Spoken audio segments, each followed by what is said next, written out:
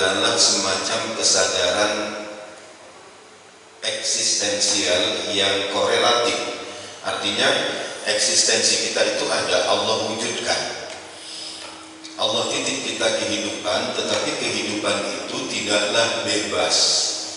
Dia punya keterikatan keagamaan yang membuat orang hidup punya keteraturan. Andai tidak ada agama, orang menjadi sangat subjektif dalam memahami kebenaran. Misal, dulu budaya-budaya kuno, mitos-mitos kuno itu bisa menganggap sebentuk penghambaan kepada dewa dengan mempersembahkan korban berupa perawan. Dikorbankanlah anak-anak gadis sebagai bentuk penghambaan kepada dewa. Kenapa? Mereka berpikirnya sangat subjektif, tidak berdasarkan agama. Lama-lama berkembang akal manusia. Saat itu belum ada bimbingan wahyu, belum ada kitab. Baru kemudian agama-agama samawi, syarat agama samawi itu tauhid. Kemudian ada nabinya, ada wahyunya, ada kitab.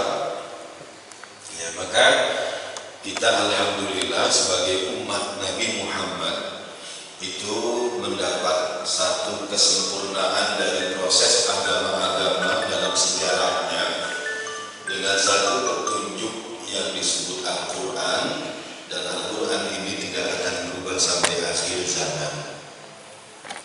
Ya, nggak akan berubah. Al-Quran ini baku terus sampai akhir zaman. Upaya untuk mengubah Al-Quran ini sudah terjadi beberapa kali, tetapi para hafiz, para ulama inilah yang menyimpan daripada otentisitas Al-Quran yang tidak akan berubah. Tetapi sesungguhnya kalau kita bicara perubahan, Al-Quran ini berubah sudah. Dulu Al-Quran ini tidak ada harokat, tidak ada titik, tidak ada syakal. Wah, kalau kita disuruh baca Al-Quran dalam bentuk asli yang dulu hurufnya sebelum masa tadwin itu amat sulit. Dan proses pembukuan Al-Quran itu sendiri itu satu proses perjuangan yang awalnya tidak disetujui Nabi. Sehingga Nabi mengatakan ketika ada usulan wahyu-wahyu yang berceceran itu dikumpulkan, disusun sedemikian, Nabi mengucapkan satu hadis. Kala Nabi sallallahu alaihi wasallam, "Man kadzdzaba 'alayya muta'ammidan falyatabawwa maq'adahu minan nar." Man kadzdzaba 'alayya muta'ammidan, siapa yang berdusta kepadaku secara sengaja, falyatabawwa maq'adahu minan nar, maka hendaklah disediakan nanti di tempat duduknya dari api neraka. Apa maksud Nabi?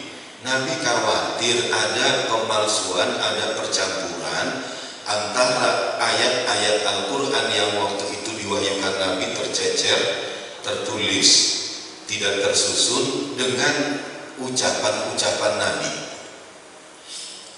Nanti orang gak bisa memilah mana Al-Quran, mana hadis. Maka Nabi ketika kemudian menyetujui, beliau katakan tadi, "Man kadzdzaba 'alayya," siapa yang berdusta kepadaku secara sengaja. Maksudnya, udah kita campur aja lah Al-Quran sama hadis. Toh orang juga nggak tahu, kita gabung, nanti di antara ayat-ayat terdapat hadis.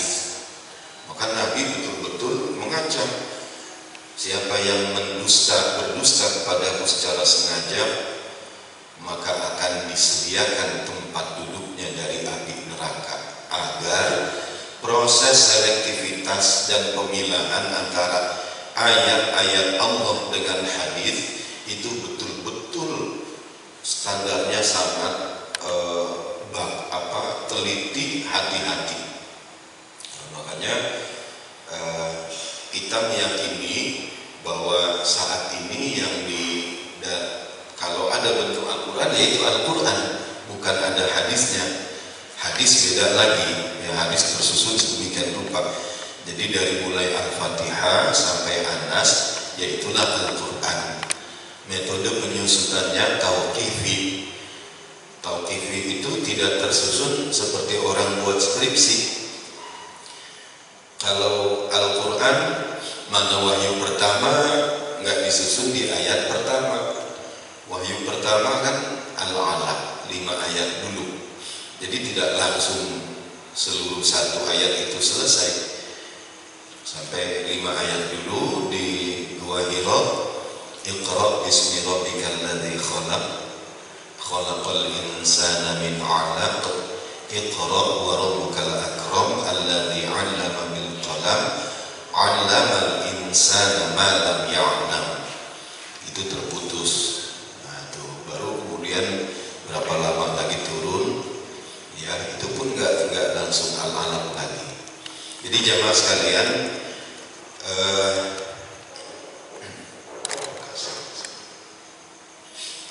kembali saya mengingatkan dalam majelis ini hal-hal yang menjadi pengalaman saya di dalam kajian itu selalu ada perbedaan.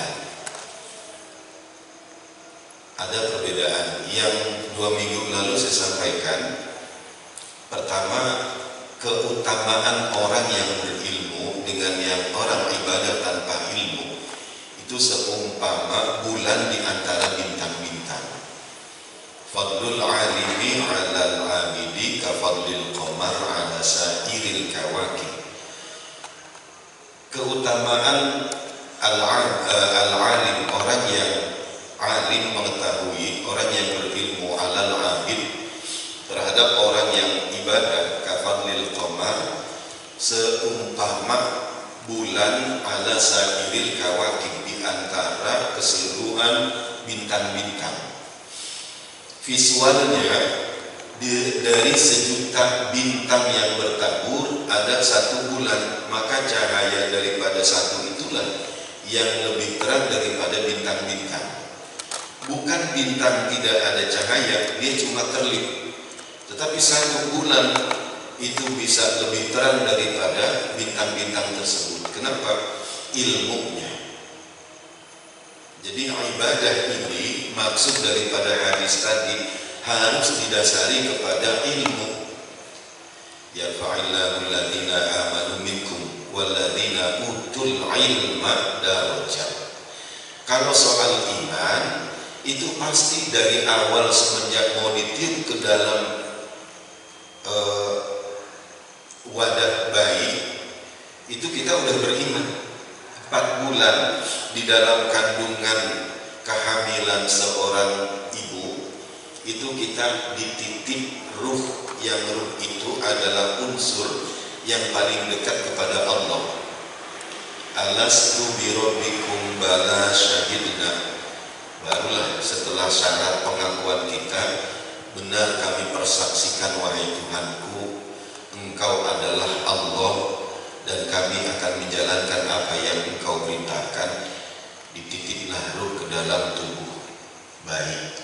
Makanya yang mengemuka tradisi-tradisi peringatan berapa bulan usia kandungan istri, ada yang 7 bulan, ada 4 bulan. Nah, kalau yang 7 bulan ini tentunya istri lebih kuat yang 7 bulan. Sebab apa? Ya menuju bulan yang tinggi itu 7 bulan. Nah, kalau 4 bulan sesuai sebenarnya kalau kita ngikutin ini ya. Jadi 4 bulanan, oh ada apa? Karena 4 bulan itu ditiup ruh ke dalam tubuh. Berkait ini bagaimana hukumnya? Tergantung. Nah, ini nanti sebenarnya kita belum bahas ini ya. Bab pertama itu niat di kitab Riyadhus Shalihin. Innamal a'malu binniyat wa innamal likulli imri'in ma nawa, sampai seterusnya. Jadi karena kita bersentuhan dengan keseharian yang pada faktanya ada orang 7 bulan, ada 4 bulanan. Terus hukum 4 bulan 7 bulan ini bagaimana? Tergantung. Yang jelas hukum syariat itu ada berapa? 5 ya. Apa saja? Wajib, haram, sunnah, makruh, mubah. Ini antisipasi keadaan yang berkembang sehingga ada opsi bagaimana hukum itu menempati level tadi nih, level 5 tadi. Misal perintah 7 bulan ada nggak? Nggak ada. Tetapi pesan atau wasiat orang menghargai ibu yang hamil dengan sangat berat itu ada di surat Luqman. Wa wassaynal insana biwalidayhi hamalathu ummuhu wahnan ala wahnin wa fisaluhu fi 'amain anishkur li wa liwalidayya ilayal masir. Pembelajaran daripada 7 bulan atau 4 bulan itu inti pesannya adalah bagaimana orang tadi wa wassaynal menghargai ibu yang hamil bawa-bawa anak dengan berat dan amat berat. Itu kita diingetin. Maka ada yang baca surat Maryam, ada yang baca surat Yusuf. Hukumnya apa? Kalau di dalam pelaksanaan 7 bulan dan 4 bulan ini ada hal-hal baik, maka menjadi sunnah hukumnya. Tapi kalau ada pelaksanaan acara ini hal-hal yang melanggar syariat, bertentangan, maka hukumnya haram. Di kampung kita ini dulu, saya 98 ke sini. 98 bulan Mei. Mulai 2 hari baru sholat berjamaah. 1 hari itu belum. 2 hari saya sholat di satu masjid, di satu musola yang saya kira masjid, sekarang lagi berproses menjadi masjid At-Taqwa. Itu saya sholat, Masya Allah, kok yang sholat cuma 2 orang. Padahal saya menganggap kalau di kampung biasanya jamaah itu habis maghrib nggak langsung pulang, nunggu isya. Ini yang sholat 2 orang dan itu bukan orang asli. 1 orang Cirende sudah meninggal, 1 lagi orang Ciamis. Saya berpikir ada acara apa ini sampai kok nggak ada yang sholat selain 2 orang ini. Ternyata memang tiap hari nggak ada yang sholat kecuali orang itu tadi. Akhirnya saya berpikir ini hal wakaf dari Haji Ali Mubarak itu 360 meter. Bangunan masjidnya paling sekitar 120. Akhirnya saya berpikir, ya Allah, buat TPA, alam-alamnya tinggi, rerumputan. Alhamdulillah saya buat TPA, terus berkembang sampai saat ini sehingga dibuatkan joglo di kebun Pak Haji Sentor karena nggak nampung waktu itu. Cuma proses menuju ke sana tantangannya berat, termasuk sudah 1 tahun karena kelihatan ada aktivitas. Kalau habis sholat Jumat di bulan Muharram itu saya banyak yang nunggu. Kenapa? Di perempatan ada namanya sedekah bumi. Jadi sedekah bumi itu kita gelar tikar di satu kebun di perempatan, kemudian dibakar kemenyan, kemudian doa-doa. Ya tentu ada makanannya ya. Kalau makanannya ini yang paling menarik, ada jagung tubuh, ada ikan mas dan sebagainya. Kemudian biasanya kemenyan itu ditaruh di tempat orang yang doa. Jadi posisi kemenyan itu paling dekat ke saya, Masya Allah. Itu bau kemenyannya bukan main, yang gak tahan. Jadi tradisi dulu seperti itu banyak sekali, termasuk 7 bulan itu dulu ibu yang tengah hamil didudukan di satu kursi di depan pintu utama keluar rumah. Ya, jadi misal itu pintu utama, ibu yang tengah hamil duduk di pintu tadi, kemudian di sebelahnya ada tempayan berisi belut. Jadi belut ditaruh di dalam tempayan berisi air. Nanti air dari belut yang ada di dalamnya disiram kepada wanita yang tengah hamil 7 bulan tadi, dimandikan dengan air belut tadi. Pasti amis. Bila apa pembelajarannya mungkin saya juga gak ngerti. Itu supaya nanti lahirnya sebagaimana belut, licin, mudah. Ya, jadi dimandikan dengan air belut. Demikian tradisi-tradisi yang dulu ada. Nah, kalau hal seperti ini tentunya mendekati kepada syirik. Jadi tidak boleh. Tetapi kalau acara tadi ada pesan-pesan yang baik, nasihat, doa, maka itu menjadi mubah, yang menjadi boleh. Hal-hal tadi kalau dibiarkan itu mengarah kepada syirik, maka model 7 bulan yang membaca Al-Quran dan doa itu seolah menjadi opsi wajib. Opsi wajibnya apa?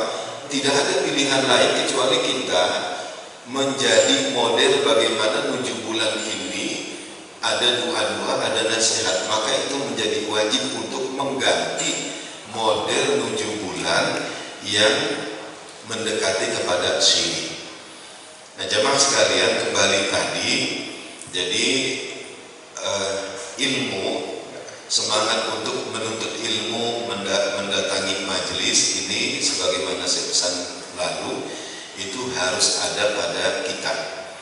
Datangi majelis, sebab tadi keutamaan orang berilmu lebih utama daripada orang yang ibadah tanpa ilmu. Yang kedua, Allah mengangkat derajat orang yang amanu, beriman, waladina utul ilma darajat, dan orang yang berilmu beberapa derajat.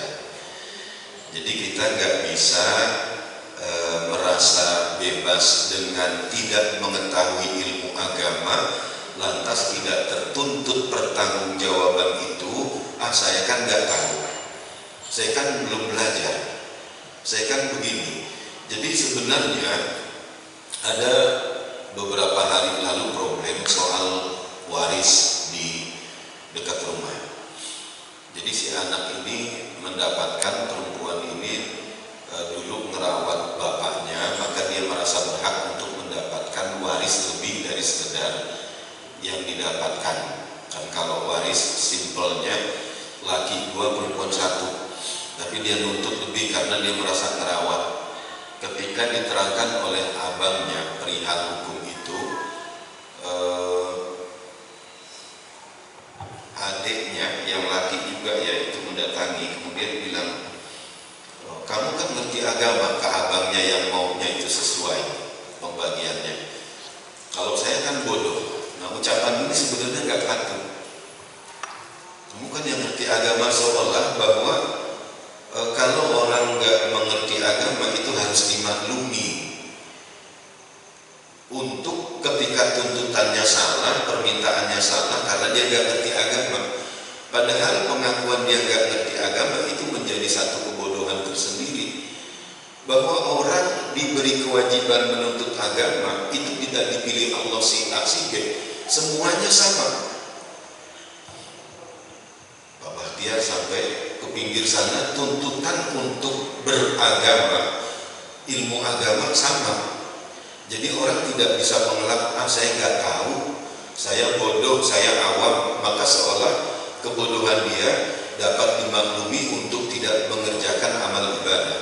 Kewajiban orang sama dengan misal ada tetangga kita sebut Ustadz misal. Oh, Ustadz Ismet mah wajar, rajin ibadah. Ustadz Citos mah wajar, sholat jamaahnya 5 waktu, misal begitu. Ya amin ya robbal alamin. Misal gitu. Nah, sebenarnya kan setiap orang itu hendaknya kalau ideal disebut ustadz harus menjadi ustadz. Sebab tidak hanya Ustadz Ismet yang wajib sholat, Dan tidak hanya Ustadz Ismet yang harus sholat berjamaah di masjid, semuanya ketika dia mukallaf, ketika dia balik, maka terkena hukum la sholata li jaril masjid illa fil masjid. Tidak sempurna sholat tetangga masjid kecuali di masjid. Ini gak enak saya nyampeinnya. Ada yang dengar, mudah-mudahan ya. Jadi la sholat li jaril masjid illa fil masjid. Hukum ini sama semua. Jadi enggak, oh dia mah pantas Ustaz sholatnya berjamaah. Enggak, bahwa dia berkomitmen untuk sholat, maka orang nyebutnya dia berkomitmen untuk beramal ibadah yang lebih rajin. Dia istiqomah, maka orang nyebutnya Ustaz. Padahal kewajiban tadi sama dengan siapapun yang sudah balik dan dia muslim. Itu enggak bisa. Hukum Islam hanya untuk si ini karena dia ustaz, enggak. Apakah haji hanya untuk ustaz? Apakah sholat di masjid hanya untuk ustaz? Dia disebut ustaz karena memang dia istiqomah ibadah. Padahal setiap orang ketika dia balik, kalau dia muslim, kewajibannya sama. Kewajibannya sama. Jadi kita nggak bisa menghindar. Nah ini. Kemudian jadi harus datangi majlis.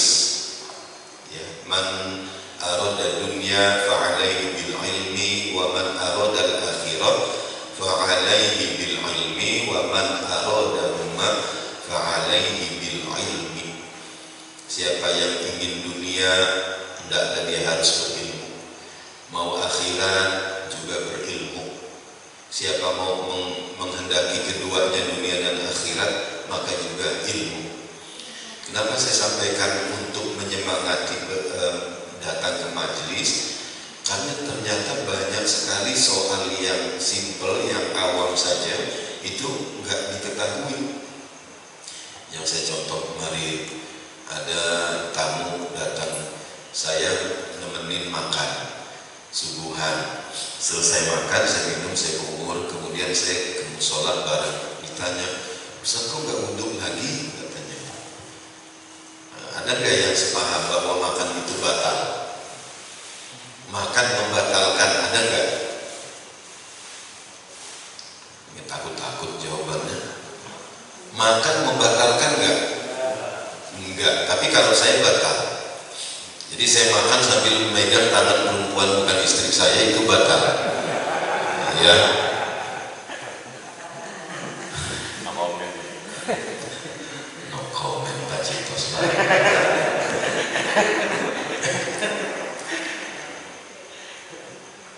Saya ingat waktu itu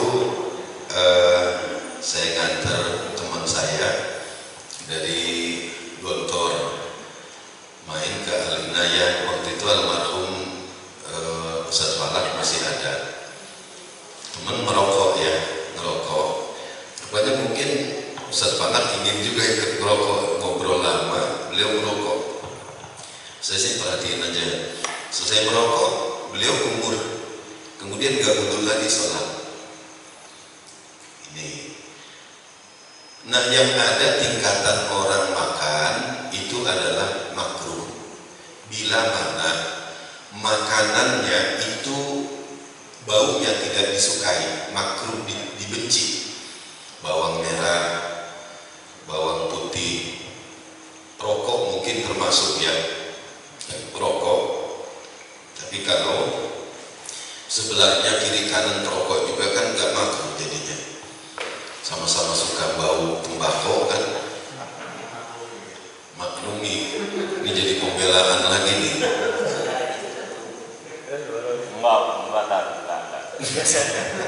Kalau rokoknya di Samsung filter nama itu bau banget. Enggak enak. Penekanan omongan itu ke sebelah kanan maksudnya. Nah, ini rokoknya sepaham. Satu pabrik ini nggak apa-apa. Emang jadi hukum itu kadang ada menjadi subjektif, tapi kan common sense itu secara umum orang punya pendapat tentang, misal khobaith ini menjijikan,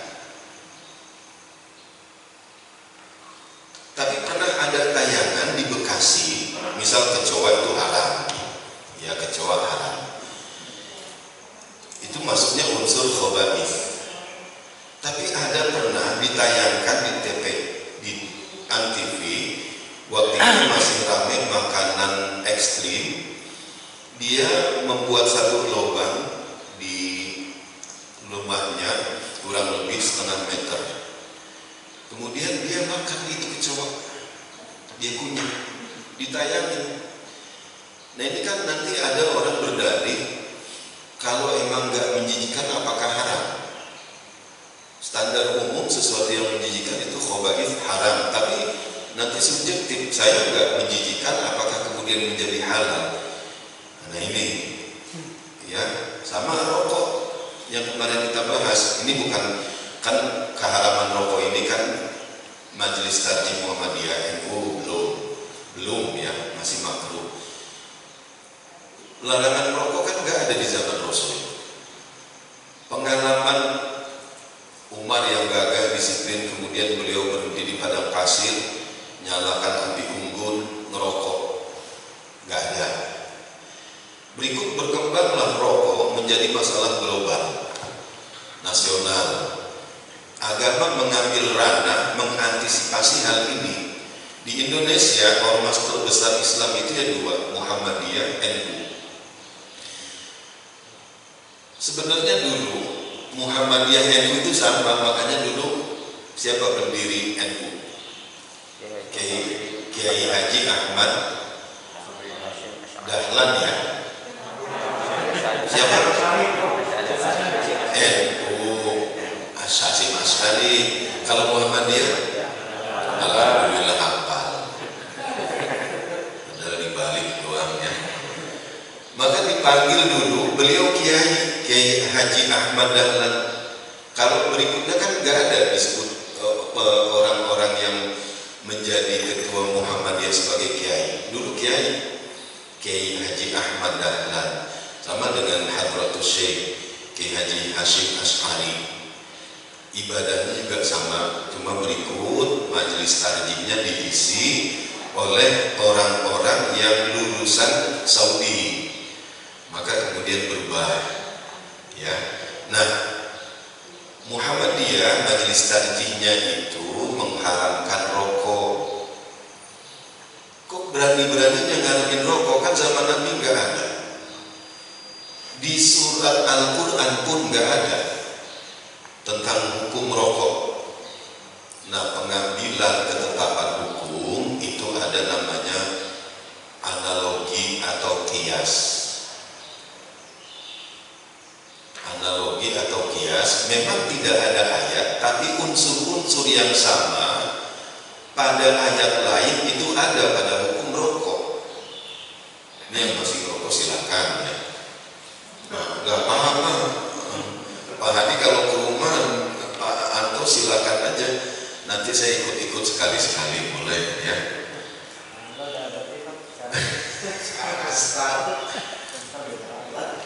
Bapak juga jadi ke itu ziarah belum? Oh sudah. Jadi analogi kias, misal pada rokok ada nggak unsur mubadzir?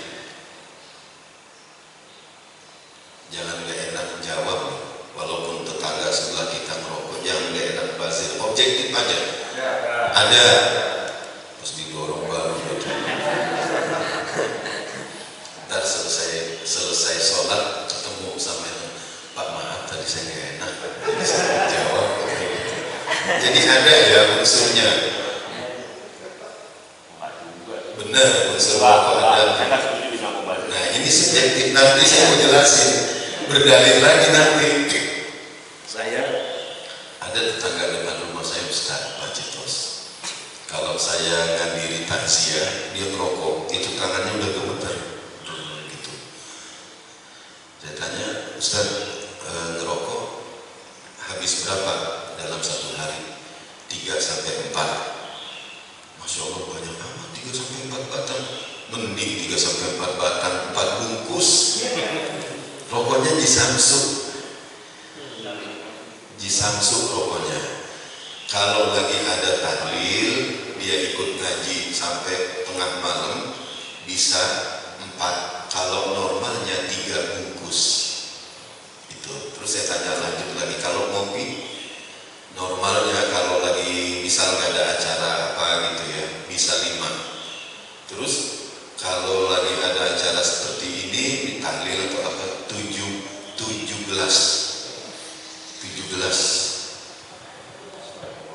Nah sekarang 1 bungkus rokok berapa harganya di Samsung? 18.000, kok murah banget ya? Kali 3 misal, kali 30 sebulan, berapa itu? Gede hasilnya. Berarti kan kita ngira-ngira ini ada unsur mubadir ya, ada tabzir. Nah tabzir tadi Muhammadiyah nyanyikannya apa? Innal mubadirina kanu ikhwanas syayatin. Itu. Tetapi kan yang merokok juga nanti punya pembelaan begini. Saya dulu punya guru dari Palembang, itu perokok berat, tapi main basketnya bukan main, lincah dan enggak pernah istirahat kalau main basket. Disampaikan gini, Zaki, Ustadz lebih merasa hemat dengan merokok daripada tidak merokok. Kenapa Ustadz? Ustadz Musni namanya, masih hidup beliau, sehat. Karena kalau Ustadz misal sahur itu nggak perlu makan, cukup kopi dengan sebatang rokok. Buka pun begitu. Buka kalau ketemu makanan dia nggak nafsu, yang penting ada kopi, ada rokok. Berarti kan mana lebih hemat antara makan, buka nasi, es, lontong, kemudian tahu goreng dengan rokok dan kopi, mana lebih hemat? Ini pembelajarannya nih, bukan kita ngebelain orang yang rokok nih. Kira-kira mana lebih hemat? Rokok sama semangat amat jawab. Tadi ya pas giliran itu jawab berdua lagi.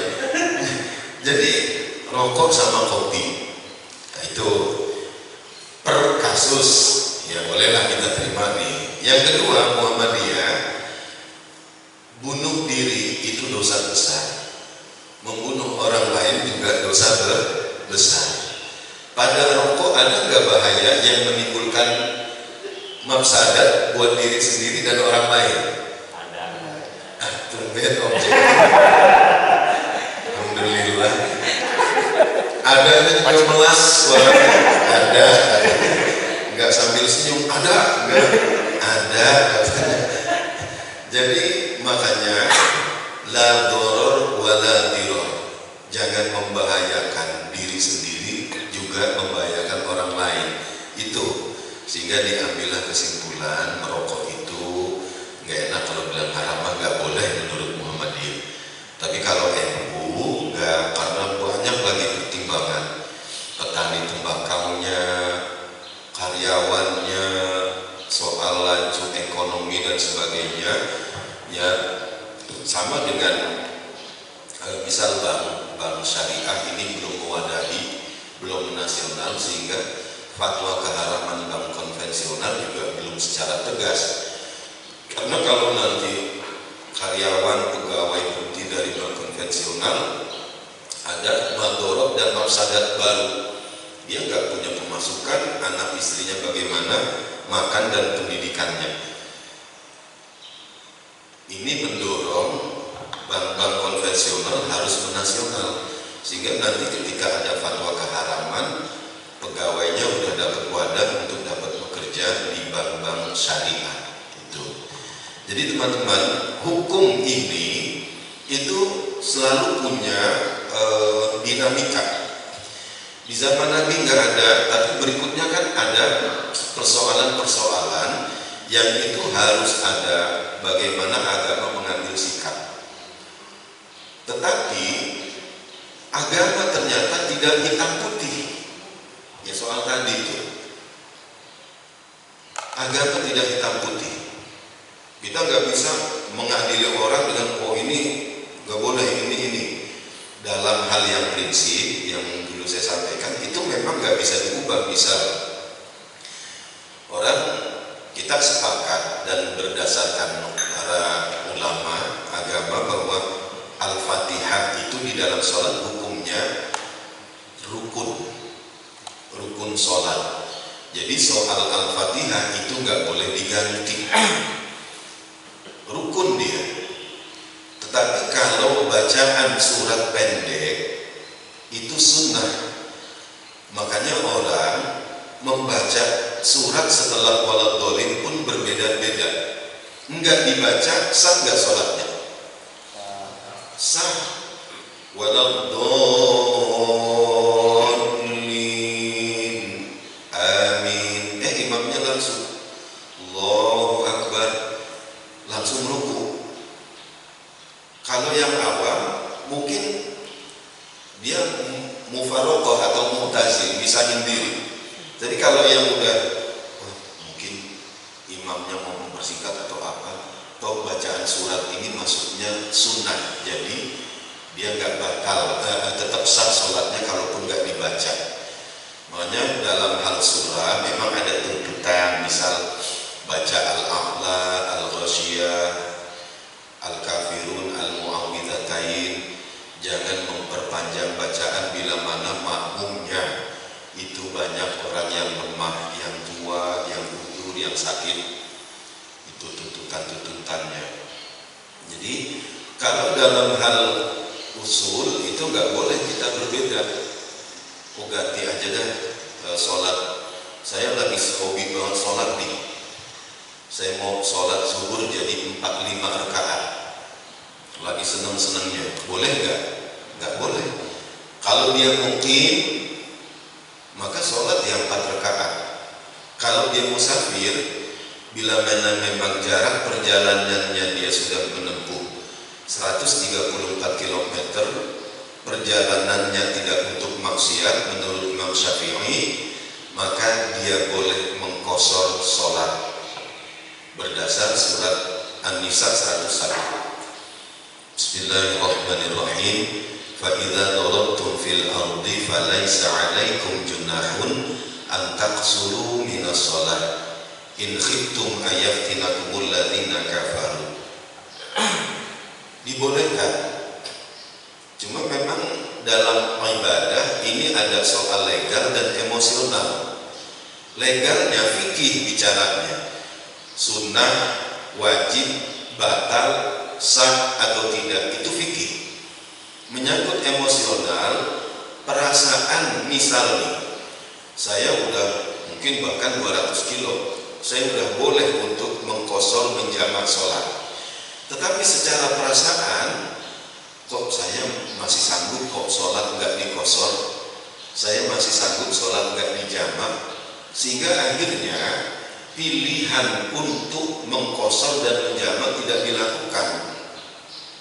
Padahal ayat ini pernah ditanyakan sahabat kepada Umar. Wahai Umar, dibacakanlah An-Nisa ayat 11. Kemudian dia tanyakan apakah ayat ini masih berlaku, sebab seolah-olah di situ ada asbabul wurudnya. Asbabul wurudnya adalah wa in khiftum ayaftinakumul ladzina kafaru. Seandai kamu takut daripada fitnah, permusuhan, bunuh daripada orang-orang kafir. Iya, kalau kita sholat ini nanti di ini. Nah, saat itu di zaman Nabi, waktu Umar masih ada, Nabi masih hidup, aman sudah, umat Islam berkembang, sehingga ayat ini ditanyakan kepada Umar. Wahai Umar, apakah ayat ini masih berlaku tentang mengqashar sholat? Kan kita udah aman, orang-orang kafir juga udah nggak berani. Umar menjawabnya, ajibtu kama ajibta. Aku juga ini sebenarnya merasa heran dengan ayat ini sebagaimana kamu. Ayo kita datangi Nabi.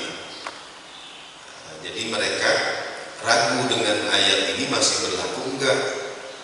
perintah mengqashar sholat, kan kita udah aman, orang kafir udah nggak ngancem-ngancem lagi. Maka setelah datang kepada Nabi, Nabi katakan ayat ini berlaku sampai hari kiamat.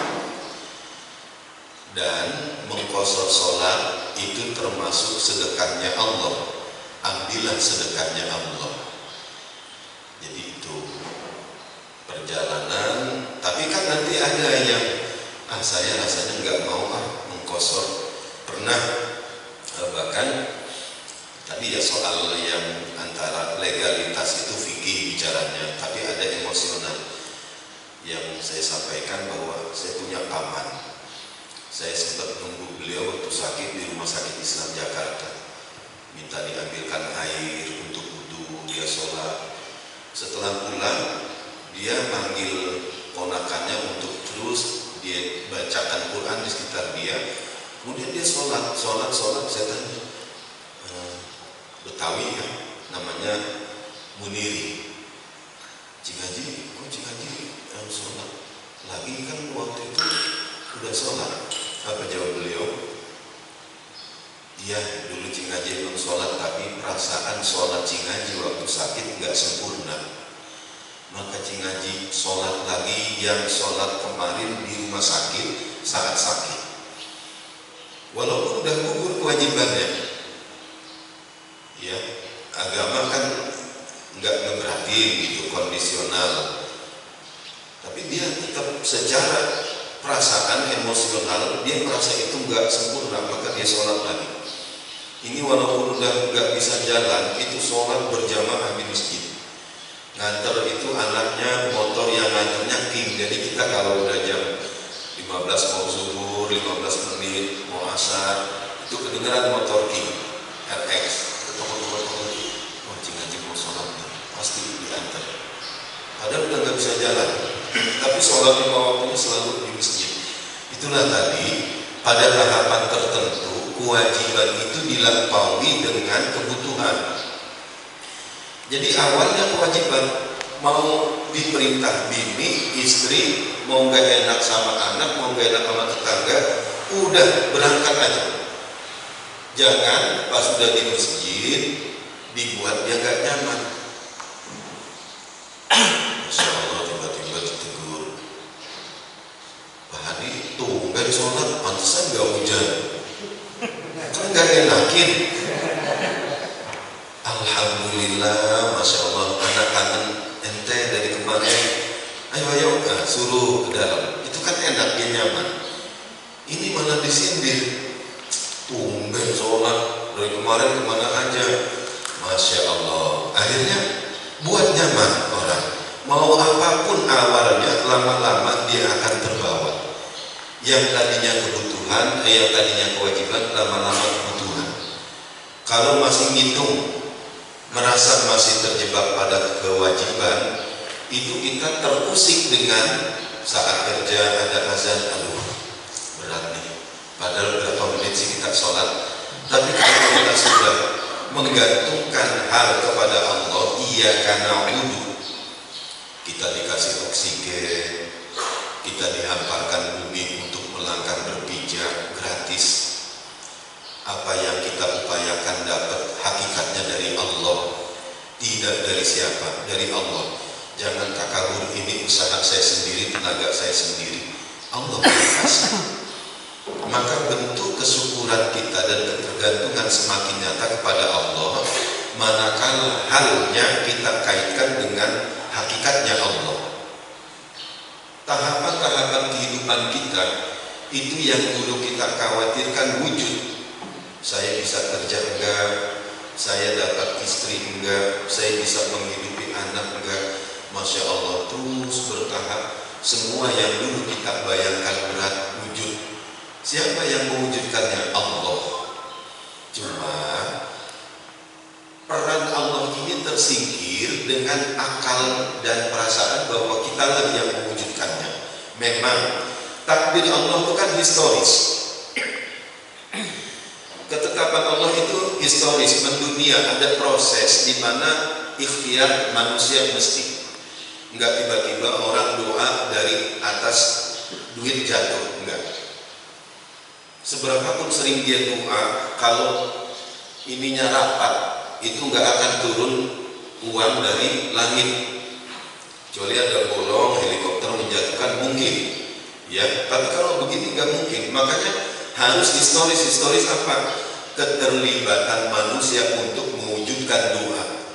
Tapi ingat, sebelum mencari hudiatis sholat dulu. Wujud dari sholat itu menghantar kepahaman tentang keistiqomahan ikhtiar kita diri. Tetapi ketakaburan ketika berada dalam tahap di mana kita berhasil, ingat Allahu Akbar, Allah yang Maha Besar. Perihal ikhtiar juga harus kita hadirkan hati-hati, makanya digenggam di sini, disedekatkan. Yang kamu cari buat anakmu makan, buat istrimu makan, yang kamu kenakan ke istrimu, yang kamu simpan di rumah, itu halal atau tidak. Itu menjadi semacam pembelajaran di dalam sholat. Kita ruku, kita sujud ini posisi af'al yang paling rendah dari af'al sholat. Tadi cuma ruku, berdiri, duduk tawaruk, iftiros. Ini kita ruku kan sab'atu a'dham min arkanis sujud. Ada 7 tulang yang menjadi rukun sujud. Kalau sekarang kita pakainya begini peci, nanti pada saat sholat angkat untuk supaya jabhat tulang keningnya ini nyentuh lantai. Kemudian telapak tangan 5 ini rata, jangan begini, ya begini, tempelkan merata. Kemudian dengkul, kemudian ibu jari itu harus nyentuh. Ya ada yang rapat ya ini, ada yang renggang dikit. Yang penting jangan hilang, jangan garuk-garuk lagi sujud. Jangan ngangkat, ibu jarinya harus nempel. Nanti ada dititipkan oleh DKM makmum masbuk untuk memperhatikan sujudnya jamaah raya. Kira-kira rata enggak? Bagus enggak? Lihat ternyata ada yang hilang, ada yang ngangkat, ada yang garuk-garuk, macam-macam. Di Muhajirin Permata aja itu Masya Allah pengajian udah, saya ngisi 20 tahun.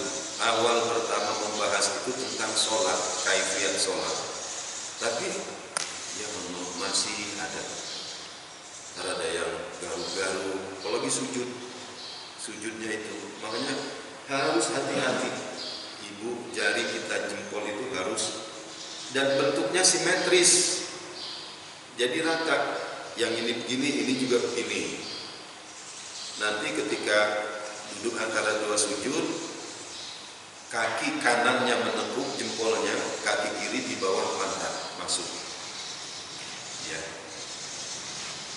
Jadi itu hal-hal yang menjadi pembelajaran sujud orang.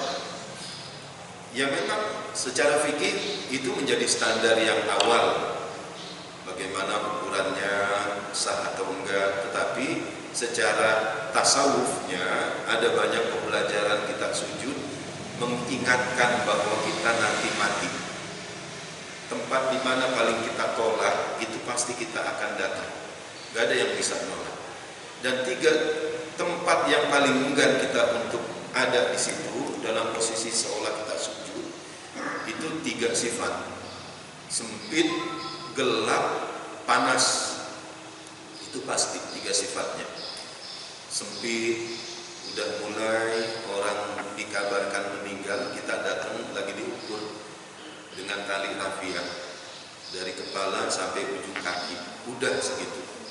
Mana ukurannya sekian? Oh dari sini ke sini. Rumahnya megah, bisa punya 3-4, tetapi kemegahan ditinggalkan, ukurannya dari rambut ke kaki aja itu digalinya. Yang kedua, gelap. Gelap ini 2, zahir batin. Dulu pernah jadi direktur PLN, pernah jualan lampu, tapi ya tetap dalam kuburnya gelap. Gelap secara zahir, tidak ada penerang sama sekali, tidak ada sirkulasi udara, dan gelapnya batin itu ya tergantung amal dia di dunia, amal solihnya. Makanya kan salah satu adab daripada kita datang nengokin orang baru mati itu yang diinikan Nabi, idza hadartum mautakum fa'ghmidul basar wa akhlisud du'a fa innal basar yatba'ur ruh. Kalau kamu datang kepada orang yang baru mati, mautakum fa'ghmidul basar, tutuplah matanya, wa akhlisud du'a, ikhlaskan doa untuknya. Ini yang benar-benar. Jadi doa untuk orang lain yang bukan saudara kita, yang sudah meninggal, itu ada sunahnya, ada anjurannya. Makanya itu wa akhlisud du'a, ikhlaskan doa untuknya. Teruji keikhlasan kita bila mana orang yang meninggal ini dulu di masyarakat nggak disuka, usil, fitnah, ngadu domba, ghibah kepada kita.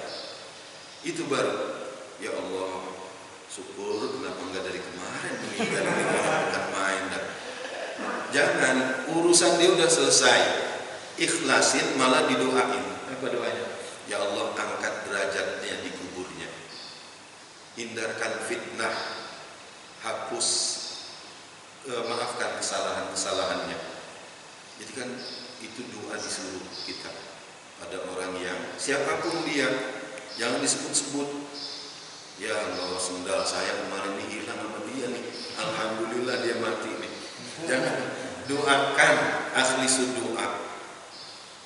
Fa innal basar, karena sesungguhnya pandangan mata itu yatba'ur ruh, ngikutin kemana ruhnya pergi. Makanya ekspresi orang mati macam-macam. Ada yang senyum, ada yang membelalak, ada yang ketakutan. Nah, kita nanti peran di dunia kita sekarang ini bagaimana terlihat pada saat nanti matinya. Ya orang kalau lagi sakaratul maut nggak bisa buat-buat mau senyum, biar matinya nanti senyum, nggak bisa. Saat hidup seberatnya kita mengucap Allah masih enteng. Kadang kesandung aja refleks Allah, innalillah. Nanti dalam sakaratul maut, mengucap Allah aja itu perlu energi. Nggak kuat, dia nahan sakit, rasanya energinya ini berat. Dia mengucap astagfirullah lebih-lebih. Allah aja itu berat kalau sakaratul maut. Kecuali orang yang memang banyak amal soleh dan terbiasa berzikir. Jadi kalau nggak biasa kita, makanya standar orang mati kemudian dia mengucap la ilaha illallah di akhir hidupnya, dakhalal jannah. Itu fi'ilnya pakai fi'il madi. Man kana fi akhiri hayatihi qala la ilaha illallah dakhalal jannah. Enggak menggunakan nabi yadkhulul jannah, tapi dakhala. Enggak menggunakan fi'il mudhari present tense, enggak, tapi past tense. Siapa yang di akhir hidupnya dia mengucap la ilaha illallah, maka telah masuk surga. Jadi jaminan. Dakhala enggak dikatakan yadkhulu akan masuk surga, tapi kalau kita melengkapinya telah masuk surga. Mati itu kan lalu, jaminan. Tetapi ucapan la ilaha illallah di akhir hayat itu benar-benar berat. Kalau kan ada pertanyaan begini, bagaimana kalau dia nggak ibadah, nggak rajin, atau dia banyak maksiat tapi meninggalnya mengucap la ilaha illallah?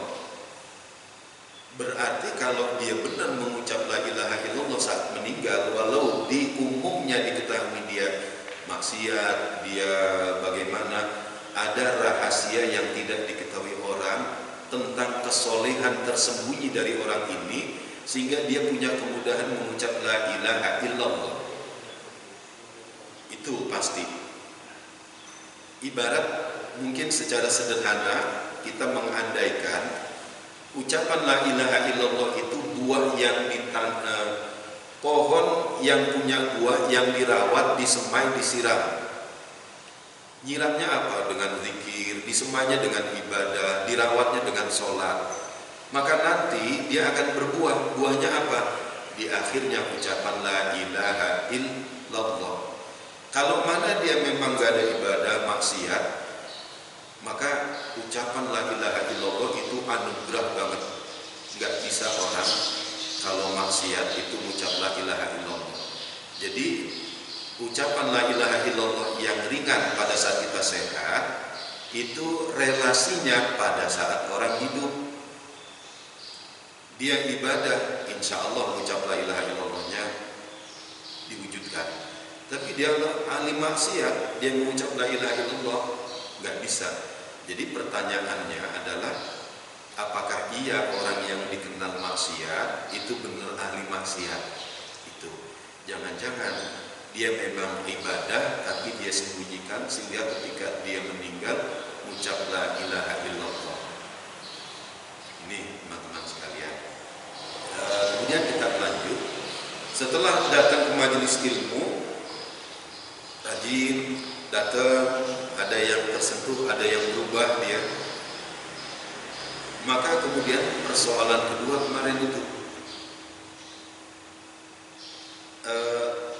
referensinya atau pandangan keilmuannya bisa berbeda-beda.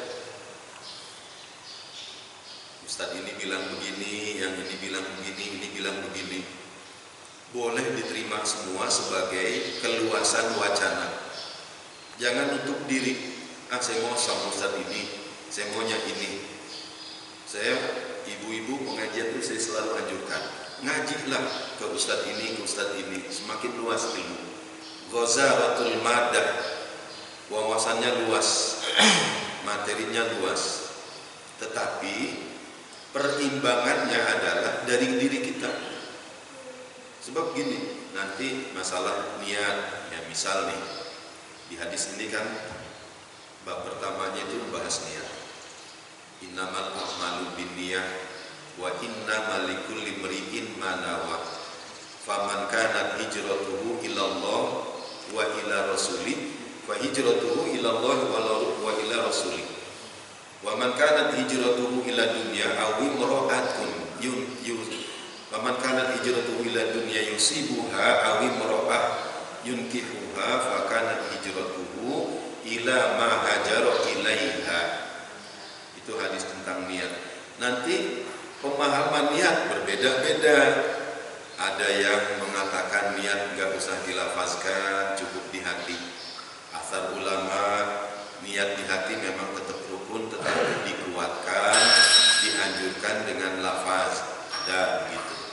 Ada yang Imam Syafi'i niat itu rukun. Rukun itu ada di dalam amalan. Maka penganut Syafi'i niat itu dibaca umumnya pada saat mau sholat. Udah konsen di belakang imam, dia tambah dengan lafaz, kemudian rukun pada saat takbiratul Allah, aku niat sembahyang subuh 2 rakaat sebagai makmum menghadap kiblat, wajib karena Allah Ta'ala, Allahu Akbar. Boleh juga dari berangkat rumah udah niat mau niat sholat, kemudian di sini udah tinggal takbir Allahu Akbar. Itu. Jadi berbagai wacana keilmuan itu berbeda-beda. Tinggal kita ngambilnya yang mana nih. Saya memilihnya yang niat itu ada di sini. Sebab bagaimana ketika saya berangkat kemudian ada menyelisih ucapan atau hal lain yang membuat penguatan niat itu menjadi redup. Ya, mau sholat subuh, misalnya udah dianggap sah, tapi nanti mau kemana? Mau ke masjid. Nah, misal gitu kira-kira. Tapi yang pakai itu silahkan. Yang kemarin saya ambil contoh Al-Maidah ayat 3. Ya ayyuhalladzina amanu idza qumtum ila sholati faghsilu wujuhakum sampai seterusnya. Itu cuma soal ba aja. ulama-ulama Imam Maliki, ulama Imam Hambali, dan ulama-ulama Imam Syafi'i dan Hanafi berbeda pendapat. Padahal cuma huruf jar, wamsahu biruusikum. Kalau di Al-Quran mah ada di situ perbedaan. Dan usaplah sebagian dari kepalamu. Maka empat ulama ini, ulama Hambali Maliki gabung pendapatnya sama, ulama-ulama Imam Syafi'i dan Hanafi pendapatnya sama. Soal apa? Menurut ulama Hambali dan Maliki, itu li zaidah, untuk nambah, sehingga tatkala mengusap kepala itu nambah semuanya diusap, samping, kiri, kanan. Nah, tuh. Karena ada bi ini zaidah, nambah, diusaplah ini semuanya. Tapi kalau pendapatnya ulama Maliki dan ulama Hanafi dan Syafi'i, bi itu litat'id, untuk sebagian, sehingga cukup min akbal ilal adbar, dari depan ke belakang. Itu. Jadi di dalam hal ini kita jangan berselisih, berkonflik. Saya nggak mau sholat di Arayan pakai kunut, saya nggak mau sholat di Arayan bismillahnya nggak kedengeran. Jangan. Ya, dalam hal yang sifatnya furu, cabang, ayo kita nggak usah ngebesar-besarin. Persoalan yang lebih prinsip itu ada orang yang nggak sholat, fakir miskin yang nggak sekolah, itu yang harusnya menjadi pemikiran kita bersama. Yang udah sholat, ayo sama-sama. Mau yang nanti tasyahudnya begini, ya. Wafid tasyahudil isyarah, di dalam tasyahud ada isyarat. Kalau Imam Hanafi pada saat ilaha illallah, Imam Syafi'i pada saat istisna illallah. Imam Hambali dan Maliki hampir sama pendapatnya, setiap ada lafaz jalalah. Asyhadu an la ilaha tahiyatul mubarakatuh shalawatu thayyibatul lillah. Assalamu alayka ayyuhan nabiyyu rahmatullahi wabarakatuh. Assalamu alayna wa ala ibadillahi sholihin. Tiap ada lafaz jalalah. Imam Syafi'i istisna itu illah. Asyhadu an la ilaha illallah. Udah. Enggak nunjuk aja sah. Karena bukan rukun. Misal ada di samping kita orang tasyahud, dari awal genggam terus. Tahiyatul mubarakatuh sholawatu. Nah yang di sebelah melirik, ini kapan orang? Yang batal yang mana? Yang melirik. Usil banget sampai nanya kapan? Kasih tahu, ya. Ya makanya memang ibadah itu perlu ilmu. Hanya tamsilnya itu di akhir saya sampaikan ya tentang preman yang insaf, ya. Saat dia mendengar azannya enak, tersentuh nih. Dia punya anak buah 3. Kepala premannya sempat makan ubi dan sebagainya, azan insaf, ayo kita ke masjid. Berangkat mereka ke masjid. Masya Allah tuh, pada saat dia mau ubi, dia gulung lengannya, itu tulis tatornya dia ada jagal. Pas mau udung basuh ini dia gulung lagi lebih tinggi, ternyata jagalah kebersihan. Masuk ke masjid kayak ya kita lah main suluh-suluhan, ayo ada imam mau nggak mau akhirnya dia imam. Dia nengok dulu ke belakang, dia pesen, nanti ikutilah apa semua gerakanku. Sebagai imam, makmum harus mengikuti semua gerakanku. Sholat dia di rakaat pertama alhamdulillah lancar, di rakaat kedua kentut, udah dia jaga tetap aja kentut. Akhirnya dia mundur perlahan, tapi sebelumnya makmumnya berusaha juga gimana kentut ya, karena pesannya tadi ikuti semua gerakanku. Dia mau kentut gak bisa, akhirnya imamnya mundur selangkah, makmumnya ngelihat kok imamnya mundur juga. lagi, makmumnya mundur lagi. Ya itulah, jadi ilmu sangat perlu. Jangan ucap nanti lagi sholat ada cicak, tadi cicak harus dibunuh. Dan sebelahnya negur, lagi sholat jangan ngomong. Sebelahnya untung gua nggak ngomong.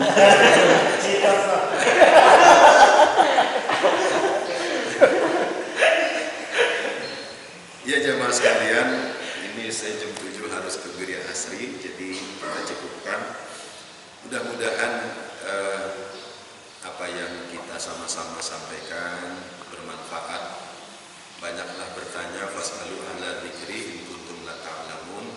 Di sini banyak ustaz, saya lihat. Silakan tanyakan hal-hal yang kita ragu untuk mengamalkannya. Kemudian jangan antipati. Jangan fanatik terhadap satu pegangan ya. Kita akhiri dengan hamdalah. Alhamdulillahirabbil alamin. Wassalamu